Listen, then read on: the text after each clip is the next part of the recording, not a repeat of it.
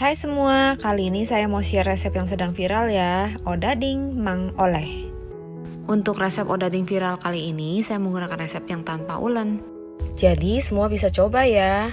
Resep ini juga ekonomis loh, jadi cocok banget untuk jualan. Odading yang biasa disebut roti bantal, teksturnya padat, lembut, dan manis. Bisa dikreasikan dengan wijen atau tanpa wijen. Kali ini saya buat yang tanpa wijen ya. Oke, langsung aja dibuat yuk.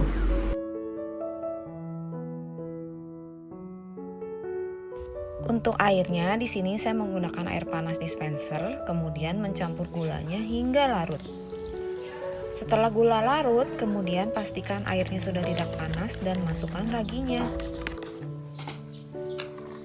Untuk step ini jangan di skip ya, karena ini penting banget.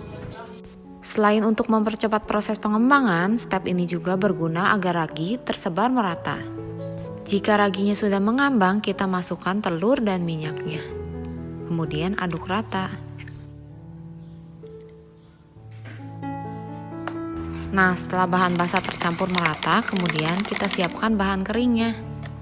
Untuk jenis tepungnya bisa digunakan protein tinggi, protein sedang, atau bisa juga dicampur. Kali ini saya menggunakan tepung protein sedang untuk mendapatkan tekstur yang padat dan lembut. Aduk rata bahan kering, kemudian masukkan adonan basah. Nah, di sini cukup aduk rata dengan sendok. Tidak perlu diulen ya, resep ini praktis banget. Cocok juga buat anak kos. Contoh adonan yang baik, di sini adonannya tidak lengket ke wadahnya, tapi masih bisa diaduk dengan sendok. Saran saya, jika baru pertama kali mencoba resep ini, tuang cairannya sedikit demi sedikit. Karena kelembapan tepung berbeda-beda. Dan pergantian bahan juga berefek berbeda ya.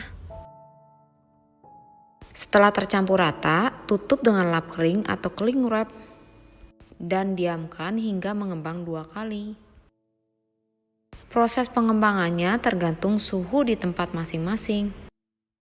Setelah adonan mengembang, kemudian balur tangan dengan minyak dan kempeskan adonannya. Ambil adonan, kemudian pindahkan ke tempat rata untuk menggilas. Taburkan sedikit tepung pada permukaan. Tujuannya agar adonan tidak lengket saat digilas ya. Kemudian ratakan adonan dan gilas membentuk persegi panjang. Untuk ketebalan adonan jangan terlalu tipis, kurang lebih 1–1,5 cm ya. Nah, setelah adonannya terbentuk, kemudian diamkan kembali selama 10–20 menit. Di sini saya lebih suka mendiamkan dulu adonannya baru dipotong kemudian. Karena jika dipotong duluan, adonannya saat mengembang akan menempel kembali. Gunakan pisau plastik atau punggung pisau untuk memotong adonan. Di sini pinggirannya saya rapikan juga ya, tapi kalau nggak apa-apa kok. Bagi adonan sesuai selera. Di sini saya membagi menjadi 12 bagian.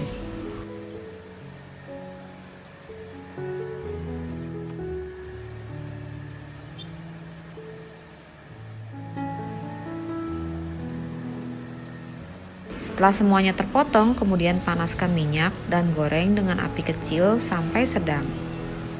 Saat menggoreng, jangan dibolak-balik ya, tunggu sampai permukaan bawahnya kecoklatan, baru dibalik. Menggoreng roti ini sama dengan menggoreng donat. Jika awalnya minyak kurang panas, maka adonan akan menyerap minyak. Jadi pastikan dulu minyaknya sudah panas ya. Nah, untuk warnanya, odading memang warnanya lebih kecoklatan dibanding donat ya. Karena lebih banyak mengandung gula dan biasanya ukurannya besar-besar. Nah, ini dia odadingnya, siap dinikmati dengan kopi dan teh hangat. Nah, odading ini biasanya kalau di Bandung dijual samaan bareng cakwe.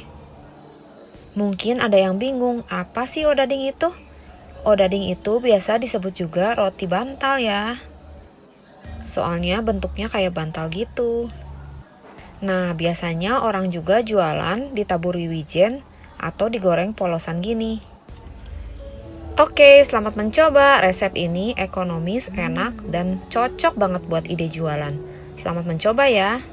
So pasti siapapun bisa buat ya. Terima kasih sudah menonton, sampai jumpa di video selanjutnya.